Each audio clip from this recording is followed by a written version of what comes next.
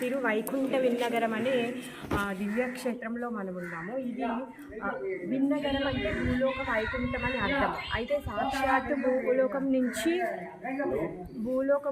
భూలోకానికి వైకుంఠము వచ్చినటువంటి స్థలం అన్నమాట. ఇక్కడ వైకుంఠనాథుడు విరాజమానుడై ఉన్నాడు. శ్రీదేవి, భూదేవి, నీలాదేవి సమేతంగా ముగ్గురు తయారులతో కలిసి చాలా అందంగా కూర్చొని ఉన్నారు. ఆదిశేషుడి మీద కూర్చొని ఉన్నారు. ఇక్కడ ఉన్నటువంటి తీర్థము విరజా నది.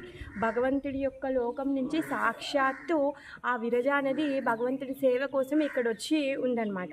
అయితే ఇక్కడ శ్వేతకేతు అనే అతను తన భార్య దమయంతితో కలిసి తపస్సు చేశారనమాట. దేనికోసం అంటే భగవంతుని ముక్తి పొందడం కోసం గాను వాళ్ళు తపస్సు చేశారు.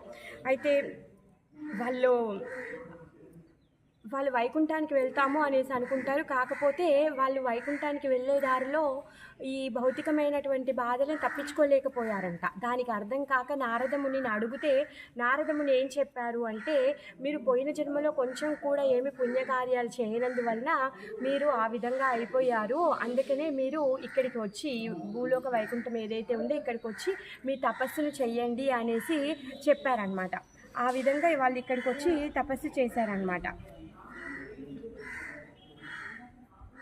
తర్వాత ఇప్పుడు మనం దర్శనం చేసుకునేటటువంటి ఏవైతే క్షేత్రాలు ఉన్నాయో ఇవన్నీ తిరునాంగూరు తిరుపతులు అనేసి అంటారనమాట. వీటిని 11 తిరునాంగూరు తిరుపతులు ఉన్నాయి. 11 తిరుపతుల్లో 11 మంది రుద్రులు ప్రార్థించారు. ఇక్కడ రుద్రుల్లో ఒకరైన